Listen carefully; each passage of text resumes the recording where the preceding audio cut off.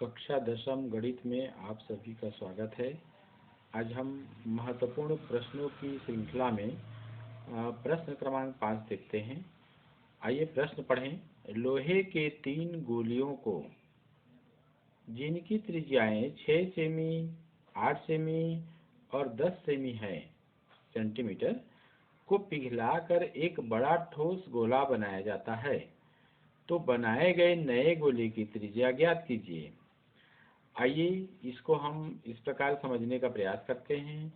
मान लीजिए हमारे पास लोहे की 3 गोलियां हैं। ये पहला गोली है, ये दूसरा गोली है और ये तीसरा गोली।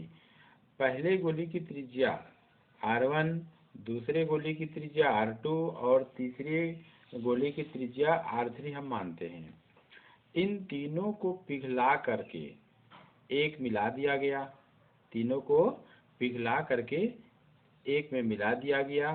अब जो टोटल जो पदार्थ जिनसे मिलकर के ये तीनों गोलियां बनी हुई हैं, तो उनकी जो कुल मात्रा है, कुल मात्रा से एक नया गोला बनाया जा रहा है, बड़ा ठोस गोला, और वह है ये बड़ा ठोस गोला है, बड़ा ठोस गोला। मान लेते हैं कि बनाए गए नए ठोस गोले की त्रिज्या R है, कैपिटल R मान लेते हैं। तो ऐसी स्थिति में चूंकि यहाँ पर तीनों गोलों को पिघला करके एक नया गोला बनाया जा रहा है, बड़ा ठोस गोला, तो इसका मतलब यह हुआ तीनों का जो कुल आयतन है इस बड़े ठोस गोले के आयतन के बराबर होगा। ठीक है ना। तो आइए यहाँ पर लिखना शुरू करते हैं। यहाँ पर पहले गोले की त्रिज्या R1 बराबर प्रश्न में दिया हुआ है 6 सेंटीमीटर, तथा इसका आयतन हम मान लेते हैं, इसका आयतन है V1। तो इसलिए पहले गोले का आयतन, पहले गोले का, या छोटी गोली बोल सकते हैं या पहली गोली बोल सकते हैं, पहली गोली की त्रिज्या मान लीजिए।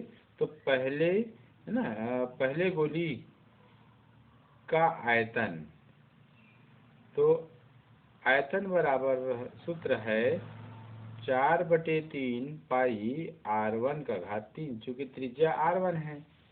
आइए आयतन को V1 माने हैं तो V1 लिख दीजिए। तो 4/3 पाई R1 के स्थान पे हम लिखेंगे 6 का घात 3।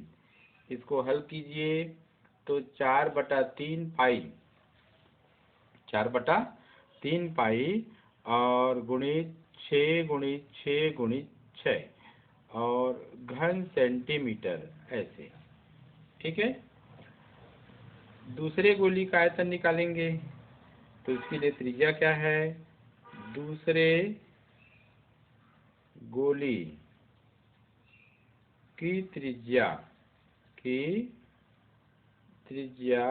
R2 बराबर 8 सेंटीमीटर, तथा दूसरे गोली का आयतन, तो आयतन इसका V2 मान लेते हैं। ठीक है। तो इसलिए दूसरे गोली का आयतन, तो दूसरे गोली का आयतन है सूत्र 4/3 पाई, चूंकि दूसरे गोली के लिए त्रिज्या R2 है तो R2 का घात 2 मान रख लीजिए।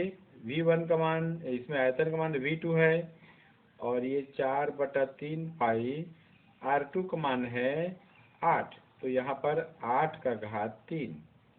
आइए इसको आगे हल कर लेते हैं। तो 4/3 पाई गुणित 8 गुणित 8 गुणित 8 और सेंटीमीटर का घात 3 अर्थात घन सेमी, ये आयतन हो गया।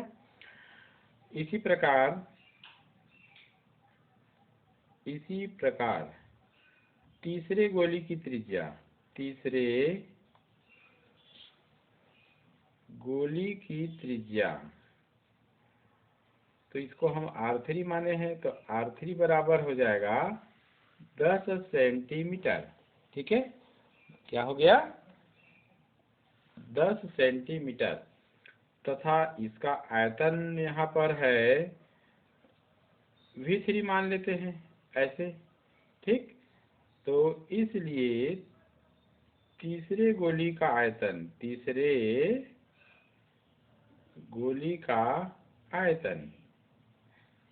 तो ये है सूत्र 4/3 पाई, ये 3 है, r3 का घात 3। ठीक है, आयतन है V3, 4/3 पाई, r3 का मान कितना? तो r3 का मान 10 है, तो 10 का घात 3। आइए इसको आगे हल कर लेते हैं। तो 4/3 पाई गुणित 10 गुणित 10 गुणित 10 सेंटीमीटर का घात 3 ऐसे। ठीक है, ध्यान देना है, चूंकि तीनों गोलियों को पिघला करके एक बना देते हैं और एक नया गोला बनाया जाता है उससे, तो यहाँ लिखेंगे चूंकि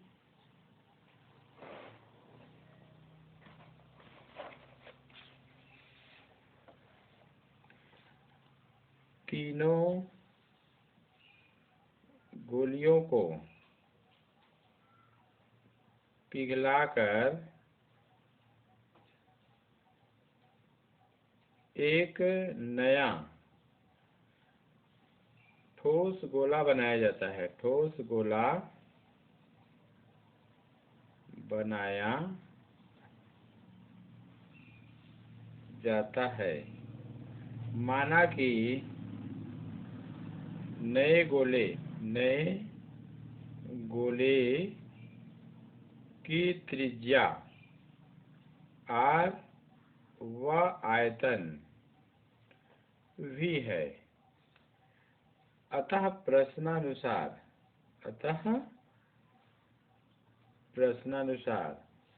तो क्या करेंगे, नया जो गोला बनेगा उसका आयतन तीनों छोटे छोटे जो गोलियां हैं उनके कुल आयतनों के बराबर होगा। तो नए गोले का आयतन बराबर तीनों गोलियों का कुल आयतन, तीनों गोलियों का कुल आयतन। ध्यान देना है, नए गोले के आयतन को हम V से दर्शाए हैं और तीनों गोलियों का जो आयतन है क्रमशः V1, V2 और V3 से दर्शाए हैं। तो ध्यान दीजिए, नए गोले का आयतन, तो गोले का आयतन का सूत्र है 4/3 पाई और त्रिज्या r है, तो r का घात 3। इसी प्रकार पहले गोली का आयतन यहाँ पर V1 का मान आया है 4/3 पाई, हम इसको घात 3 में ही लिख सकते हैं, तो अच्छा है, घात 3 ऐसे, धन V2 इसका मान 4/3 पाई गुणित 8 का घात 3 धन V3 का मान अर्थात 4/3 पाई गुणित 10 का घात 3। अब चाहे तो इस प्रकार 10 गुणित 10 गुणित 10 भी इसको लिख सकते हैं, 8 गुणित 8 गुणित 8 भी लिख सकते हैं, वैसे ही इसको 6 गुणा 6 गुणा 6 लिख सकते हैं। ठीक है, और यहाँ पर ये आ जाएगा घन सेंटीमीटर। ठीक है, तो यहाँ पर ध्यान दीजिए, 4/3 पाई r का घात 3 है। इस पूरे में ध्यान दीजिए, 4/3 पाई, यहाँ भी 4/3 पाई और 4/3 पाई तीनों कॉमन है, तो यहाँ पर 4/3 पाई को कॉमन ले लेंगे, तो बचेगा क्या, 6 का घात 3 धन 8 का घात 3 धन 10 का घात 3 ऐसे, और ये हो जाएगा घन सेंटीमीटर। 4/3 पाई दोनों पक्षों में कैंसिल हो गया, तो यहाँ बचेगा क्या, r का घात 3।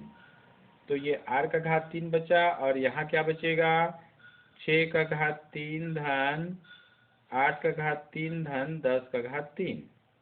आइए इसको हल करते हैं।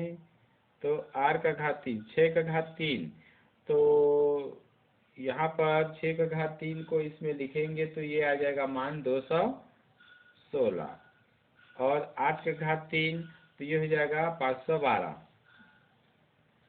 10 का घात 3, 10 दहम 100, और 100 गुणी 10 1000, तो ये हो जाएगा 1000। आइए इनको फिर से जोड़ लेते हैं। r का घात 3, ये तीनों को जोड़ेंगे तो तीनों को जोड़ने पर संख्या मिलता है 1728। ठीक है, तो 1728, चूंकि यहाँ पर r का घात 3 है तो 1728 भी क्या है, किसी संख्या का पूर्ण घन है ये। तो वह संख्या जैसे कि आप लोग को भी पता होना चाहिए, 12 का घात 3, अर्थात 12 गुणित 12 गुणित 12 3 बार करेंगे तो 1728 प्राप्त होता है। तो यहाँ पर 12 का घात 3 कर दिया हमने। अब दोनों पक्षों में घातांक समान है, 3 घात, यहाँ भी 3 घात, तो उनके आधार भी क्या होंगे, समान होंगे। तो यहाँ लिख दीजिए r बराबर 12 सेंटीमीटर, ये ऐसे। ठीक है, तो r बराबर 12 सेंटीमीटर हो गया। अब हम उत्तर यहाँ लिख सकते हैं। क्या लिखेंगे उत्तर को? अतः 3 गोलियों को पिघलाकर एक नया